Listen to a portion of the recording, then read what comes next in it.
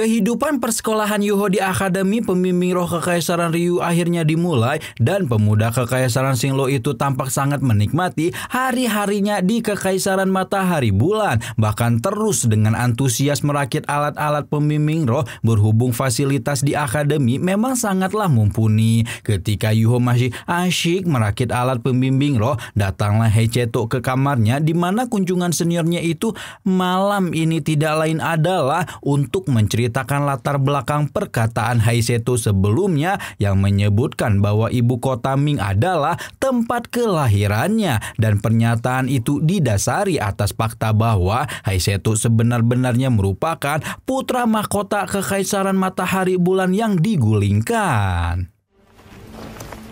Di sanalah cerita Heiseto mengalir, mulai dari bagaimana dia adalah anggota keluarga Kekaisaran Matahari Bulan, lebih tepatnya pangeran yang dibuang dan menjadi buronan hingga sekarang. Jadi sebenarnya ayah Heiseto adalah mantan Kaisar Ryu yang tiba-tiba saja meninggoy tanpa sebab yang jelas. Di saat yang sama dengan wafatnya ayah Heiseto, pamannya yang kita sebut aja dia Herman deh ya.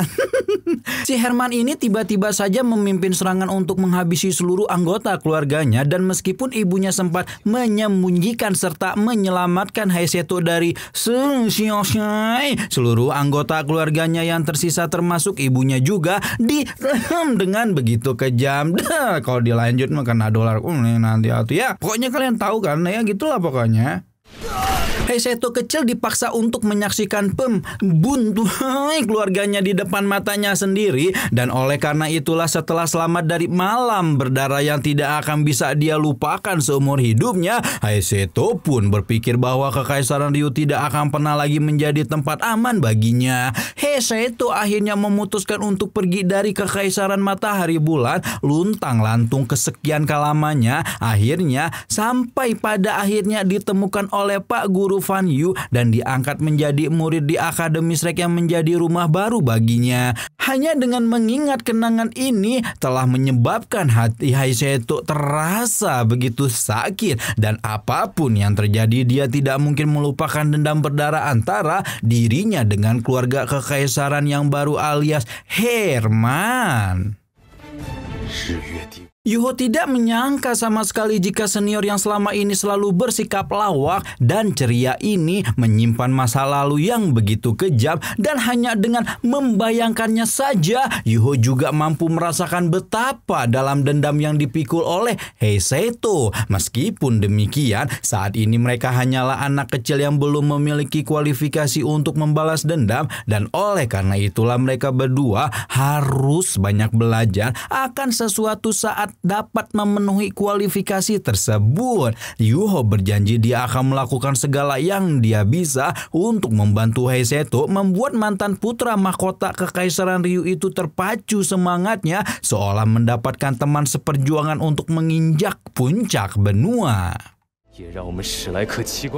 Singkat cerita, hari berganti dalam malam yang panjang sekaligus mencekam ketika Yuho mengetahui identitas Heiseto yang sebenarnya telah berakhir. Pagi ini Yuho menjalani kegiatan belajarnya seperti biasa dan langsung menuju aula pembimbing roh ampunan Pak Guru Suan Jiwan. Begitu sampai di ruangan, Yuho melihat seorang gadis muda dengan rambut berwarna jeruk bergelombang yang tampak begitu khusyuk merakit alat pembimbing rohnya. Saking khusyuknya, gadis itu tidak menyadari keberadaan Yuho. Bahkan ketika Yuho diam-diam membantu dan mendampinginya selama proses perakitan alat pembimbing roh. Baru setelah menyelesaikan perakitan, gadis berambut orange yang bernama Juzi itu mengajak Yuho tos-tosan dan baru menyadari jika dia bersama dengan orang asing selama proses perakitan. Saking tidak bisa mengendalikan keterkajutannya, Juzi pun tersandung jeruknya sendiri dan jatuh terjengkang tanpa bisa ditolong oleh Yuho. Nah, ternyata pemandangan itu membuat dua murid lain yang baru datang salah paham dan menuduh Yuho yang sebenar-benarnya hanyalah murid pertukaran telah membuli Juji sebagai murid asli Akademi Kekaisaran Ryu. Dua murid yang bernama Keke dan Wang Soji itu menghardik Akademi Shrek yang memang tidak punya sopan santun sebelum memerintahkan Yuho untuk keluar dari ruangan.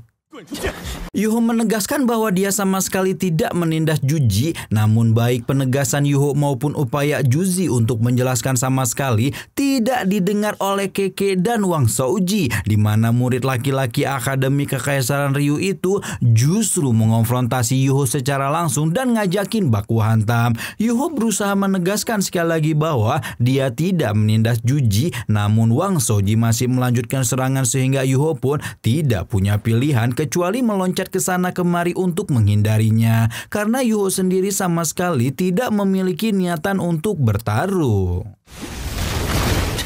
Namun bukannya berhenti menyerang, Wang Shouji malah ngajakin Keke menyoroyok Yuho bersama-sama sambil menyebut-nyebut Yuho sebagai anak haram yang tidak memiliki ibu dan hidup tanpa bapak. Baru di momen inilah sumbu kemarahan Yuho akhirnya putus dan tanpa ragu sama sekali meledakkan atribut esnya hingga membuat Keke terpental dalam sekali hempasan. Nah, meskipun rekannya sudah dihempaskan oleh Yuho, si Shouji yang sok keras ini masih terus-menerus melemparkan kata makian untuk Yuho, membuat pemilik 3 roh pelindung itu akhirnya benar-benar habis kesabaran dan melepaskan kejutan spiritual untuk melumpuhkan Shouji.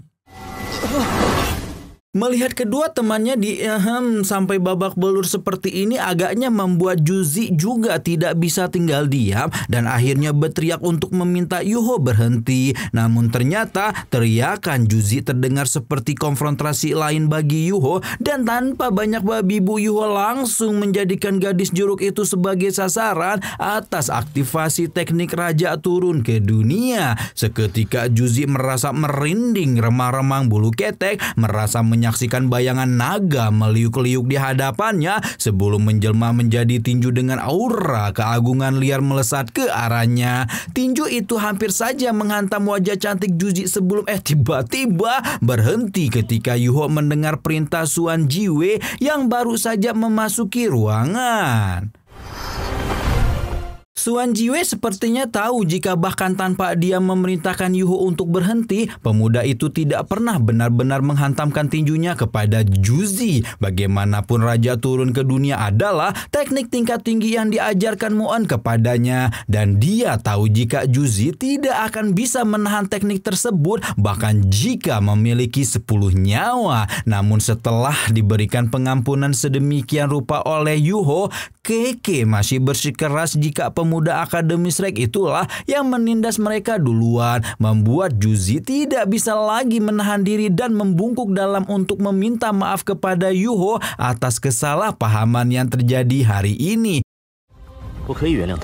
Meskipun Keke masih menunjukkan tabiat cewek sosialita rese, Yuho sebagai cowok green flag bersedia memaafkan kedua gadis itu, namun tidak bersedia untuk memaafkan Wang Shouji yang telah menyebutnya sebagai anak haram. Perkataan itu terlalu menyakitkan baginya dan oleh karena itu Yuho juga tidak bersedia membantu pemuda Kekaisaran Ryu itu untuk pulih dari kejutan spiritualnya. Nah, tindakan tegas Yuho kepada Wang Shouji yang ternyata merupakan anggota keluarga kekaisaran telah membuat Kekaisaran Ryu menjadi murka dan meminta Akademi untuk menyerahkan pemuda Shrek itu untuk dijatuhi hukuman.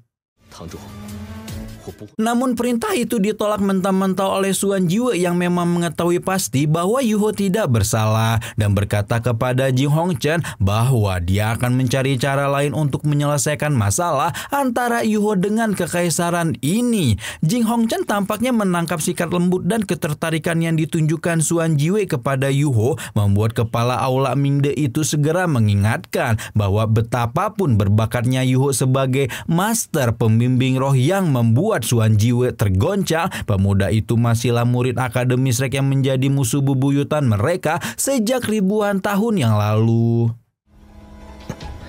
Singkat cerita, demi menghilangkan perhatian keluarga Kekaisaran Ryu pada Yuho, Suan Jiwe memerintahkan Juzi dan Keke untuk membawa pemuda itu menguji alat pembimbing roh di puncak utama pegunungan Jingyang, di mana perintah itu jelas saja membuat Keke mendengus kesal karena merasa direpotkan. Meskipun begitu, Keke tetap mengikuti perintah dengan sangat terpaksa dan akhirnya melampiaskan kekesalan dengan ngeledekin Yuho sepanjang perjalanan. Sayangnya ledekan Kebaikan itu sama sekali tidak membuat Yuho terganggu dan membuat Keke terus buang-buang energi percuma sampai mereka mendarat di hutan pegunungan puncak Jingyang.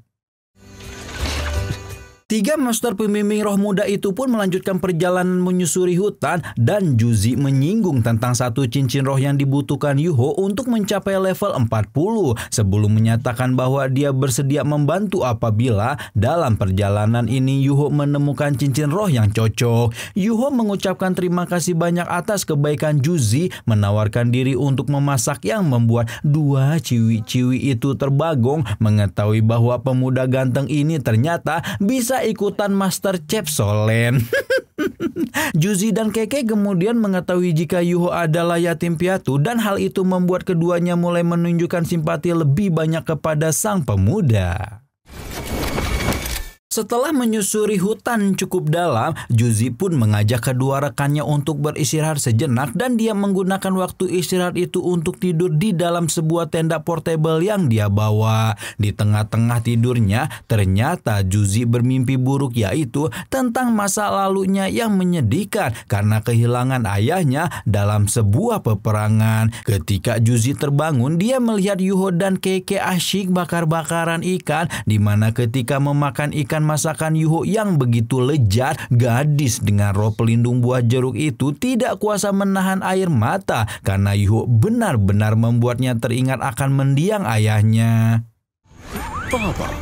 Yuho yang jangankan mengecap nikmatnya cocok tanam, dia juga belum tahu kalau calon bininya sekarang masih berbatang. Jelas saja bingung setelah dianggap menunjukkan figur kebapakan oleh Juzi. Baru setelah itu Juzi menceritakan jika ayahnya meninggal dalam perang antar kekaisaran dan setelah ayahnya gugur, ibunya pun meninggal karena sakit akibat kesedihan yang berlebihan. Hal itu mengartikan bahwa Juzi juga merupakan seorang yatim piatu sama seperti Yuho. Perasaan sakit dan pedih akibat kehilangan orang-orang berharga membuat Juzi berambisi untuk menyudahi perang dan menghentikan kehancuran dan kehilangan akibat perang di seluruh benua.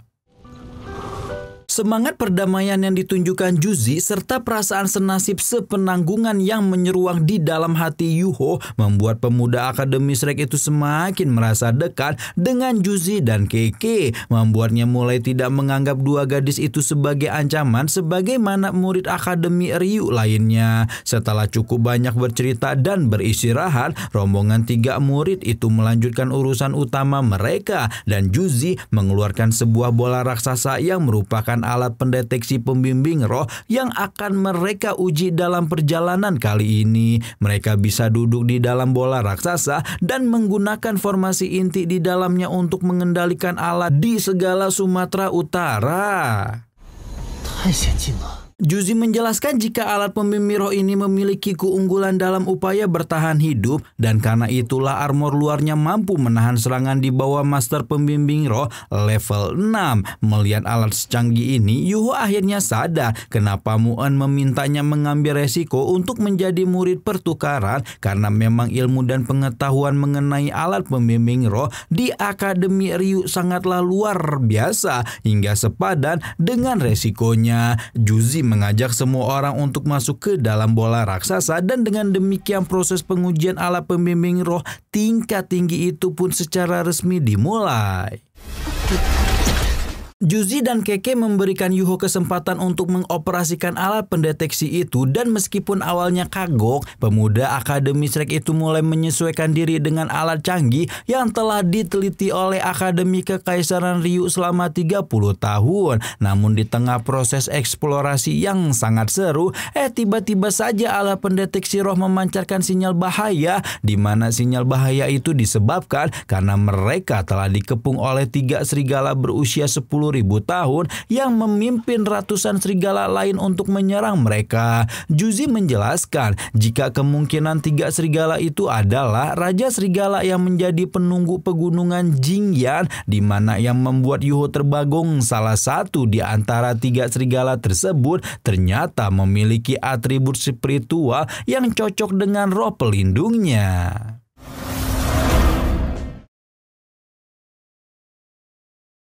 Yuho memacu alat pendeteksi roh untuk bergerak secepat mungkin untuk melarikan diri dari rombongan serigala pemakan logam, sementara rombongan serigala pemakan logam juga tidak mau menyia-nyiakan makanan mereka dan terus mengejar bola raksasa yang tengah dikendarai oleh Yuho dan kawan-kawan. Di saat yang sama, salah satu kaisar serigala emas melepaskan sebuah bola energi padat lurus-lurus ke arah alat pendeteksi roh, membuat Juzi segera menginstruksikan Shu Yuho untuk melepaskan atribut pertahanan yang telah terpasang di dalam bola raksasa tersebut. Astagfirullahaladzim, baru dimulai nih teh Bambang. Serangan Kaisar Serigala Logam itu sudah cukup untuk membuat bola raksasa mental beberapa inci ke udara sebelum berhasil menstabilkan diri, meskipun energi yang tersimpan dalam alat pembimbing roh langsung berkurang drastis. Di tengah pelarian itu, Yuho akhirnya paham jika manusia yang seringkali menggunakan logam langka sebagai bahan penyusun alat pembimbing roh telah menjadi salah satu list makanan siang serigala pemakan logam. Yang lebih berbahaya adalah kelompok serigala ini bukanlah kelompok ecek-ecek karena memiliki 3 kaisar serigala emas, yang mengartikan mereka pasti dipimpin oleh seekor serigala betina yang dikenal sebagai serigala bulan perak. Karena sudah mendapat informasi tentang pusat kekuatan gerombolan serigala, Yuho pun menggunakan deteksi spiritualnya dan menemukan lokasi tempat serigala bulan perak berada. Baru setelah menemukan lokasi pemimpin kawanan serigala itulah Yuho menyerahkan kendali alat pendeteksi roh kepada Juzi, karena dia akan mengambil peran untuk mengalihkan perhatian gerombolan serigala barbar di sekitar mereka. Awalnya Juzi jelas tidak setuju Yuho berencana membahayakan dirinya seperti itu, namun tampaknya Yuho sudah membulatkan tekad ketika mengepakkan sayap dan terbang keluar dari dalam bola raksasa tanpa aba-aba. Sementara Juzi tidak punya pilihan kecuali meneruskan pelarian, Yuho memulai tindakan memancingnya dengan melemparkan beberapa balok logam yang memang secara nyata berhasil mengalihkan perhatian para serigala pemakan logam. Serigala-serigala itu segera putar haluan dan mengejar Yuho sebelum melepaskan tembakan puluhan atau mungkin ratusan bola energi dari segala penjuru mata angin hingga membuat Yuho auto meliuk-liukan tubuhnya ke sana kemari menghindari serangan barbar kawanan serigala.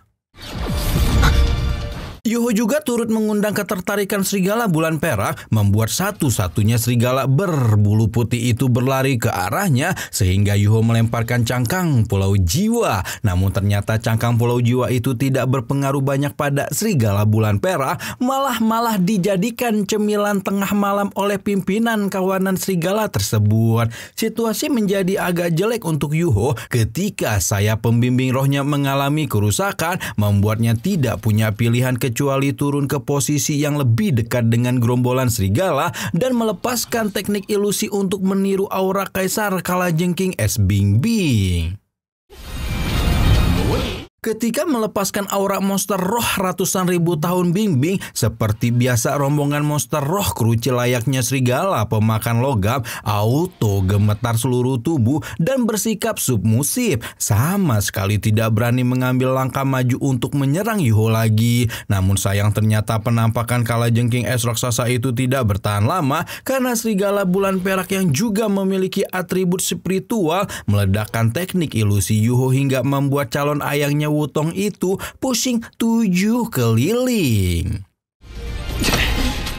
Yuho semakin panik setelah merasakan komunikasi dengan Tianmeng dan kawan-kawan terputus, menandakan serangan serigala bulan perak telah memblokir lautan spiritualnya. Tianmeng dan Bingbing tentu saja khawatir karena lautan spiritual Yuho terblokir. Namun Abah Yi berusaha meyakinkan jika saat ini memang waktu yang tepat bagi Yuho untuk tumbuh dewasa dan mengalahkan musuh dengan kekuatannya sendiri. Karena tidak bisa merasakan lautan spiritual, Yuho pun mengepakkan sayap pembimbing rohnya sekali lagi dan berniat melarikan diri sebelum rombongannya berhasil meloloskan satu serangan yang cukup keras hingga membuat pemuda kekaisaran Xinglo itu jatuh terguling di tengah gelapnya hutan pegunungan Jingyang. Segera setelah Yuho terjatuh, rombongan serigala berubah menjadi monster kelaparan yang merangsek ke arah daging segar itu, membuat Yuho yang sudah OTW berubah jadi ayam geprek tidak punya pilihan selain meledakkan atribut es bimbing dan membeli sedikit waktu untuk memutar otak. Yuho dalam kondisinya sekarang sangat terpojok dan mengonfrontasi langsung serigala-serigala itu bukanlah pilihan yang bijak. Ketika itulah Yuho melihat serigala bulan perak di atas tebing, berpikir jika satu-satunya cara untuk mengatasi kawanan ini adalah mengatasi rajanya lebih dulu. Segera saja Yuho mengumpulkan seluruh kekuatan roh yang tersisa di tubuhnya sebelum mengaktifkan teknik tatapan jiwa untuk menghabisi si raja serigala bulan perak. Setelah menggunakan seluruh kekuatannya untuk mengaktifkan tatapan jiwa, Yuho pun berhasil menembus penghalang mental yang dimiliki oleh serigala bulan perak. Serigala bulan perak itu terpental sementara Yuho dipaksa untuk terduduk di atas satu lututnya. Namun baru saja Yuho menghela napas lega berpikir telah mengatasi serigala bulan perak, tiba-tiba saja geraman rendah terdengar dari atas tebing sebelum kemudian menunjukkan sosok sang pemimpin kawanan yang kehilangan sepasang matanya dengan raungan marah. Bersamaan dengan raungan marah sang raja serigala bulan perak, bulan merah yang mempesona sekaligus menakutkan mengintip makhluk-makhluk dari balik langit malam, menyebabkan situasi di hutan pegunungan Jing yang menjadi semakin mencekam tatkala rombongan raja serigala emas serta antek-antek alias serigala pemakan logam merangsek ke arah Yuho dalam satu ketukan.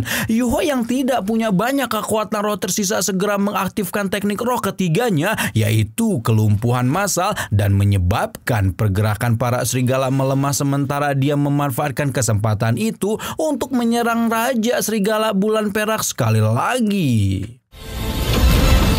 Yuho mengaktifkan teknik musim dingin sebelum melepaskan ledakan es yang telah membuat baik dirinya maupun raja serigala bulan perak sama-sama terluka parah. Sementara Yuho berada dalam pertempuran hidup dan mati melawan kawanan serigala, Juzi dan Keke tengah berhenti sejenak untuk memeriksa kondisi alat pendeteksi roh. Meskipun alat pembimbing roh yang telah diteliti Akademi Ryu selama 30 tahun itu rusak parah, menurut Juzi alat tersebut masih bisa bertahan dan mereka dapat melanjutkan perjalanan. Namun ketika baru saja hendak melanjutkan perjalanan, Juzi teringat kepada Yuho dan akhirnya merasa tidak bisa meninggalkan pemuda itu begitu saja.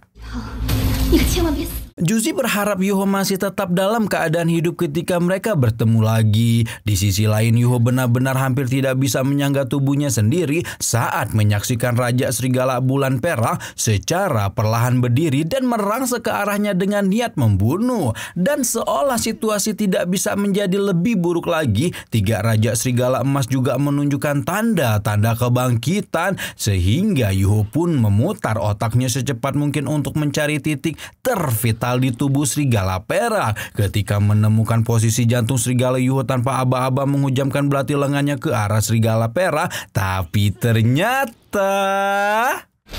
Tapi ternyata Yuho juga harus membayar harga yang mahal yang setelah jantungnya tertusuk, serigala bulan perak itu masih sempat menancapkan taring-taring tajamnya ke bagian kiri dada Yuho, membuat pemilik roh pelindung triple itu merasakan taring itu sudah sangat dekat dengan jantungnya sendiri dan membuat kekuatan hidup di tubuhnya secara perlahan semakin melemah. Merasa telah semakin sulit untuk bertahan, Yuho pun melepaskan keterampilan serangan terkuat Kaisar Es Feng Yu dan akhirnya benar-benar berhasil mengakhiri perlawanan sang Raja Serigala Bulan Perak dengan kekuatannya sendiri. Namun ternyata permasalahan Yuho belumlah berakhir karena beberapa saat setelah Kaisar Serigala Bulan Perak kalah, tiga Kaisar Serigala Emas menjadi marah sehingga melancarkan serangan beramai-ramai ke arah Yuho yang sudah babak belur. Karena sudah tidak memiliki kekuatan tersisa untuk menahan gempuran Kaisar Serigala Emas, Yuho pun segera mengeluarkan alat pembimbing roh tipe pertahanan level 9 yang dihadiahkan kepadanya, di mana bahkan dengan perlindungan alat pertahanan tersebut, Yuho masih tidak dapat menahan tubuhnya untuk terhempas dan jatuh ke dalam lembah tanpa daya. Singkat cerita, malam berlalu dan Yuho menghabiskan semalaman untuk terbaring lemah di antara hidup dan mati sampai dengan Juzi dan Keke menemukannya dalam kondisi mengenaskan. Juzi mampu merasakan denyut hati Yuho sangatlah lemah dan suhunya terus-terus turun dengan sangat drastis, menandakan jika pendarahan di tubuhnya harus segera dihentikan kalau tidak ingin juniornya itu buru-buru pindah alam. Juzi dan Keke juga menyadari masih ada gigi taring yang menembus dada kiri Yuho, namun karena posisi itu sangatlah riskan, Juzi memutuskan untuk merawat luka yang lain lebih dulu. Keke dapat melihat jika Juzi tampak begitu fokus dan serius ketika merawat luka-luka Yuho, seolah memikirkan waktu yang telah mereka habiskan bersama, juga pengorbanan yang telah dilakukan pemuda itu untuk menyelamatkan dirinya dan Keke. Baru setelah pendarahan di sekujur tubuh Yuho dihentikan dan luka-lukanya dibalut dengan perban, Keke dapat merasakan suhu tubuh Yuho sudah semakin normal, menandakan ini adalah saat yang tepat untuk mencabut gigi taring di dada kiri Yuho. Luka akibat taring ini adalah sesuatu yang sangat riskan dan berbahaya, namun Juzi juga tidak berani menunda lebih lama untuk mencabut gigi itu. Hingga akhirnya tepat ketika gigi itu tercabut dari tempatnya, kesadaran Yuho seolah ditarik secara tiba-tiba merasakan sakit luar biasa mendera tubuhnya, membuat pemuda itu tanpa sadar menggigit lengan Juzi yang tengah berada di depannya. Keke juga merespon cepat dengan menekan bekas luka dengan kain, menahan agar tidak sampai terjadi pendarahan hebat setelah gigi tersebut. Setelah rasa sakit di dadanya perlahan memudar, kesadaran Yuho pun turut memudar dan akhirnya jatuh tak sadarkan diri sekali lagi. Beberapa waktu sekali lagi berlalu dan Yuho dalam lautan spiritual sedang mengumpulkan vitalitas untuk memulihkan dirinya sendiri. Setelah memulihkan vitalitasnya di dalam lautan spiritual, Yuho pun akhirnya membuka mata, membuat Keke atau Keke lah pokoknya kayak gitu ya. Dan Juzi segera menghampirinya dengan penuh antusias dan menanyakan bagaimana perasaan Yuho saat ini. Yuho cukup terkejut melihat Juzi dan Keke ternyata tidak meninggalkannya. Namun reuni itu tidak bisa berlangsung lama karena Yuho harus segera menyerap cincin roh Raja Serigala Bulan Perak sebelum cincin roh 10.000 tahun itu menghilang karena kematian yang terlalu lama. Baru setelah Yuho menyelesaikan penyerapan cincin roh ketiga, murid itu segera kembali ke Akademi Ryu hingga tiba-tiba tiba-tiba saja muncul rombongan pemuda bersenjata yang mengepung rombongan Yuho dan kawan-kawan, di mana rombongan itu mengaku sebagai pasukan kekaisaran yang akan menangkap Yuho karena telah melukai anggota keluarga kekaisaran alias Wang Shaoji. Wang Shaoji yang juga bergabung dengan rombongan pasukan tampak sangat senang melihat kondisi Yuho babak belur, membuat Juzi segera maju dan meminta keluarga kekaisaran itu untuk tidak terus-menerus menimbulkan masalah. Bahkan Keke yang sebelumnya berdiri di sisi Wang Shaoji kini pun memperingatkan rekannya untuk tidak selalu menindas orang lain. Tidak hanya Juzi dan Keke yang membela Yuho atas tindakan semena-mena Wang Shaoji, murid-murid lain yang mengelilingi mereka pun melakukan hal yang sama, menggunjing beramai-ramai tentang hak apa yang dimiliki keluarga kekaisaran sampai berani menangkap murid secara acak seperti ini. Namun Yuho yang tidak ingin teman-temannya mendapat masalah akhirnya memutuskan untuk mengikuti Wang Shaoji, di mana tindakan penangkapan sepihak kekaisaran Ryu ini juga turut membuat Jing Hongchen selaku kepala aula Mingde merasa kesal. Sementara Jing Hongchen tersulut amarah karena perbuatan semena-mena keluarga kerajaan, Yuho sekarang telah dibawa dalam sebuah ruangan penyiksaan dan dipaksa untuk menjelaskan tindakan apa yang telah Yuho lakukan kepada Wang Shaoji. Mungkin maksudnya yang Yuho bilang kekuatan roh Wang Shaoji bakal pulih dalam 2 bulan itu loh guys ya. Masih ingat kan? Namun Yuho yang memang tidak merasa salah tidak bersedia untuk menjelaskan apapun hingga membuat pimpinan pasukan kekaisaran yang kita sebut aja dia Bambang mempersiapkan hukuman berat untuk Yuho.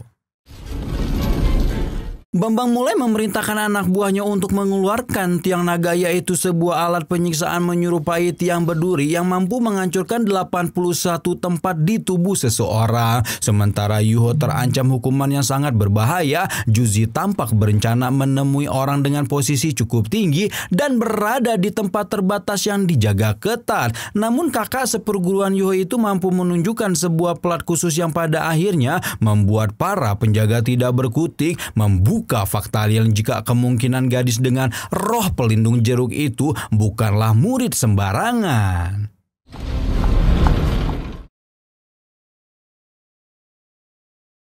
Nah, di episode sebelumnya kita lihat kan Mbak Juzi hendak menemui seseorang untuk dimintai bantuan menyelamatkan Yuho. Ternyata yang ditemui Juzi bukanlah orang kaleng-kaleng, melainkan putra mahkota Kekaisaran Matahari Bulan yang bernama Su Tianran. Sementara itu kegiatan penyiksaan terhadap Yuho masih terus berjalan, di mana tampak Wang Shouji sangat menikmati penderitaan yang Yuho rasakan, seolah benar-benar berniat menunjukkan apa yang akan didapat seseorang dengan menyinggung bangsawan seperti dirinya.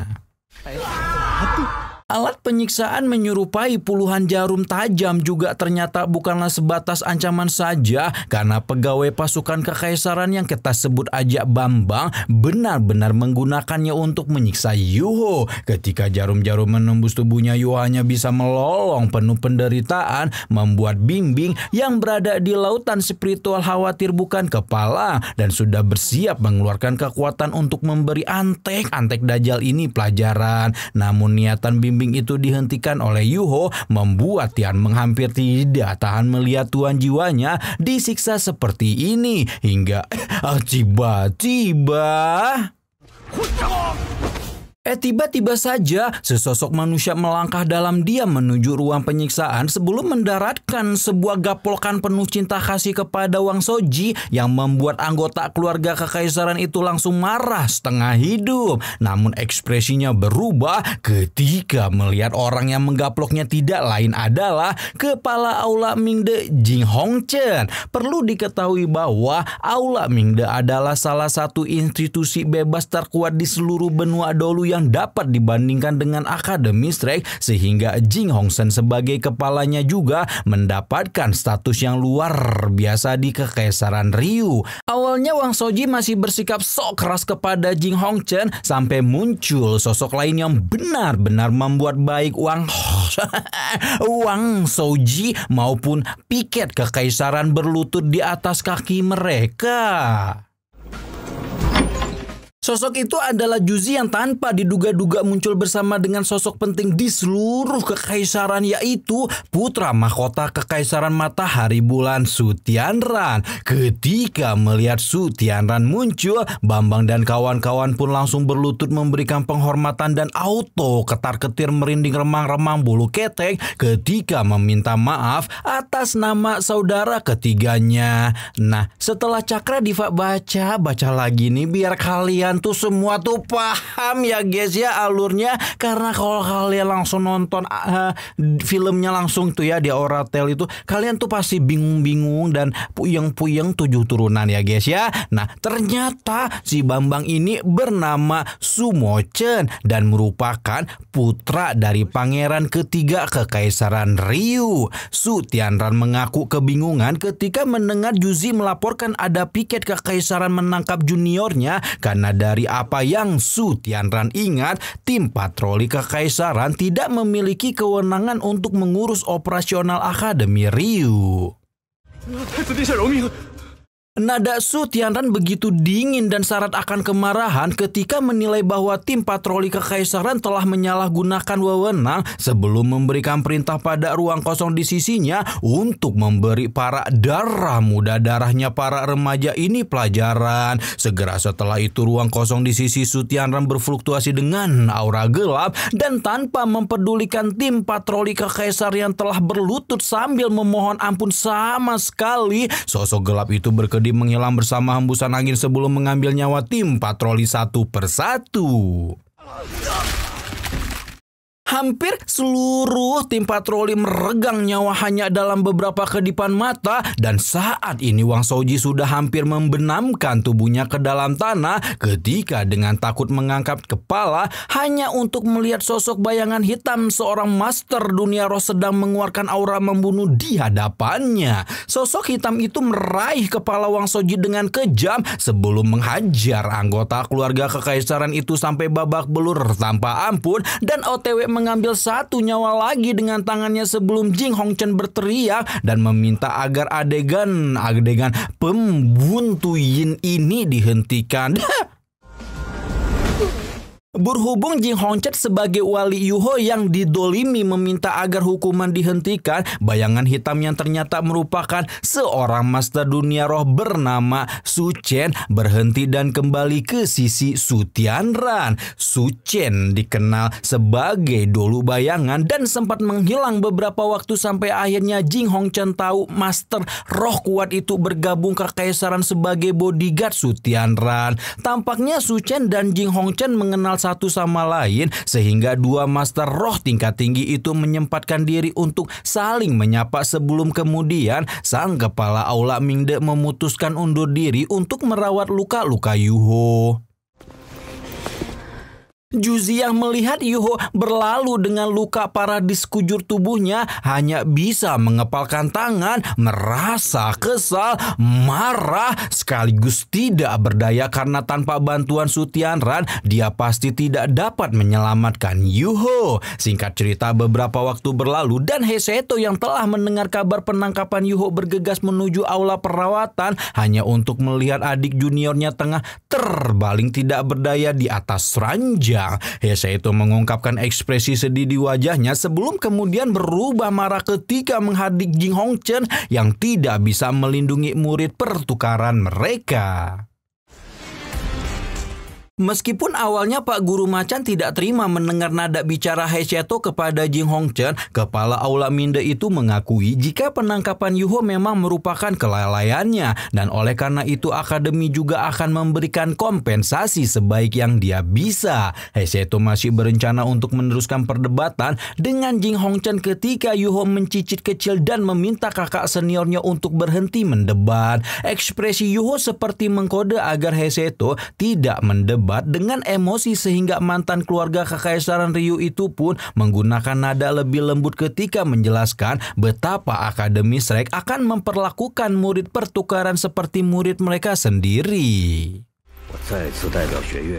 Dan benar saja kode-kode yang diberikan Yuho, karena setelah berusaha berkomunikasi dengan baik, Jing Hongchen justru menjadi lebih ramah, bahkan mempersilahkan Yuho belajar di aula Mingde bersama Pak Guru Xuan Jiwen ketika sudah sembuh nanti. Baru setelah meminta maaf sekali lagi kepada Yuho, Jing Hongchen dan Macan pun meninggalkan aula perawatan, membuat Heseto buru-buru memastikan keadaan adik juniornya sekali lagi. Sebenarnya Yuho sudah cukup pulih dari luka-lukanya, namun dia masih bersikap pura-pura lemah dan akhirnya malah mendapatkan keuntungan tidak terduga untuk belajar di aula Mingde.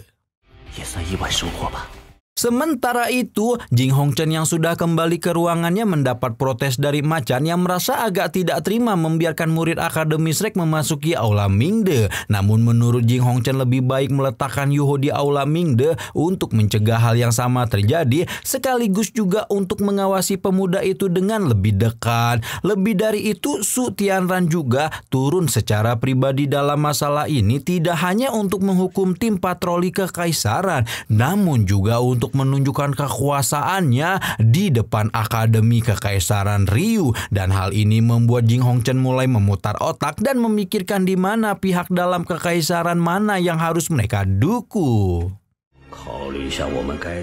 Pagi telah berlalu dan malam hari pun tiba ketika Yuho sedang tertidur dan Juji memasuki kamar rawatnya dalam diam. Tatapan mata gadis jorok itu tampak begitu kalut, galau, risau karena dalam beberapa waktu belakangan ini banyak hal yang terjadi, termasuk juga hubungannya dengan putra mahkota kekaisaran yang menjadi jauh lebih dalam. Jadi ceritanya nih Juzi memang orang kepercayaan Su Tiantan yang sengaja dikirim ke Akademi Ryu untuk mencari informasi, dan bahkan lebih dari itu, sang putra mahkota telah mengumumkan bahwa Juzi akan menjadi istrinya sekaligus calon ratu masa depan Kekaisaran Matahari Bulan. Ketika mendengar ini, petir serasa menyambar relung hati Juzi dan wajah Yuho berseliweran di pikirannya, seolah menunjukkan betapa murid pertukaran Akademi Shrek itu sebenarnya telah meninggalkan kesan mendalam di dalam hatinya. Juzi berusaha untuk mengubah pikiran Su Tianran, namun sepertinya putra mahkota kekaisaran itu telah mengukuhkan pilihannya, mengingat Juzi adalah orang pertama yang dia percaya setelah melindungi Su Tianran ketika saudara-saudaranya sendiri berusaha mengambil nyawanya hanya karena tahta. Su Tianran sendiri tidak pernah memiliki ilusi liar tentang cinta, apalagi bercocok tanam dengan wanita. Satu-satunya yang dia butuhkan adalah sekutu, dan putra mahkota kekaisaran itu berpikir Juzi adalah orang yang tepat. Su Tianran merasa Juzi adalah orang yang tepat karena mereka berdua memiliki misi yang sama, yaitu mengakhiri semua perang yang ada di benua Dolu, seperti apa yang dicita-citakan oleh Juzi. Apabila Juzi menjadi istrinya dan membantu Su Tianran mengamankan tahta kekaisaran dengan lancar jaya, putra mahkota kekaisaran Ryu itu yakin bahwa dunia akan menjadi damai di bawah dominasi Kekaisaran Matahari Bulan. Astaghfirullahaladzim. Nah, Juzi tidak tahu apakah keputusan yang dia ambil saat ini ada sesuatu yang benar atau salah. Namun dari apa yang dikatakan Su Tianran tentang visi yang sama terdengar masuk akal, dan oleh karena itulah Juzi akhirnya menerima tawaran Su Tianran untuk menjadi istrinya. Nah, meskipun sebelumnya Juzi telah menerima tawaran Su Tianran dengan penuh kesadaran, sekarang tiba-tiba saja kepedihan menyeruak di dalam hatinya, memikirkan bahwa setelah dia menjadi sekutu keluarga kekaisaran, kemungkinan baginya dan Yuho untuk bersama akan menjadi tak bersisa, bahkan mereka bisa saja bertemu di medan perang sebagai lawan. Namun nasi telah menjadi bubur dan tidak mungkin bagi Juzi menarik keputusannya kembali. Karena itulah si gadis jeruk mengunjungi Yuho untuk terakhir kalinya dan mengucapkan perpisahan karena setelah ini mereka tidak akan bisa bertemu lagi. Setelah Juzi menghilang dari balik pintu, Yuho yang ternyata tidak tidur membuka matanya, menampakkan kekalutan karena dia tahu seniornya yang baik hati itu telah membuat keputusan besar untuk mewujudkan cita-cita dalam hidupnya. Singkat cerita, waktu demi waktu telah berlalu dan luka-luka Yuho pulih seluruhnya ketika mengikuti Suan Jiwen untuk belajar di Aula Mingde. Aula Mingde tidak salah lagi dipenuhi dengan teknologi pembimbing roh tercanggih yang pernah Yuho lihat dalam hidupnya, dan pemuda kekaisaran Xinglo itu yakin akan mendapatkan banyak ilmu selama belajar di tempat ini. Bahkan Tiameng pun tidak kuasa menahan keterkejutan melihat betapa canggihnya alat pembimbing roh di Aula Mingde dan menjelaskan seberapa beruntungnya Yuho menjadi murid Suang Jingwen yang merupakan satu dari 4 master pembimbing roh level 9 di seluruh benua. Yuho berada di Aula Mingde dalam pendampingan penuh dari Suan Jingwen yang memang sejak awal telah memberikan perhatian lebih pada murid pertukaran tersebut. Pak Guru Jiwen membawa Yuho ke bagian terdalam Aula Mingde sambil menjelaskan beberapa hal, sementara orang yang diberikan penjelasan hanya bisa menganga sepanjang waktu memasuki aula.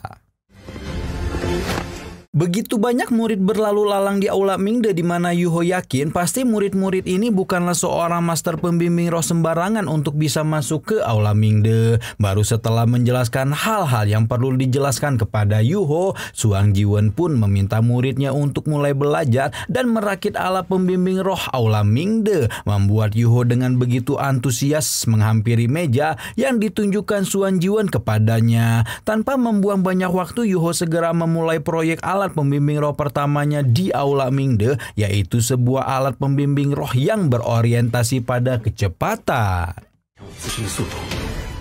Hari demi hari berlalu dan tanpa terasa sudah 6 bulan Yuho belajar di Aula Mingde, dan selama waktu tersebut si murid pertukaran akademis Rek juga telah dipromosikan sebagai seorang master pembimbing roh level 6. Dengan meningkatnya kualifikasi Yuho, semakin besar juga presentase keberhasilannya dalam membuat sebuah alat pembimbing roh dan akhirnya menyelesaikan alat pembimbing roh pertamanya yang berbentuk sepatu luncur. Yuho sudah tidak sabar ingin menguji coba sepatu luncur tersebut dan bergegas membawa alat pembimbing rohnya ke area pengujian. Tapi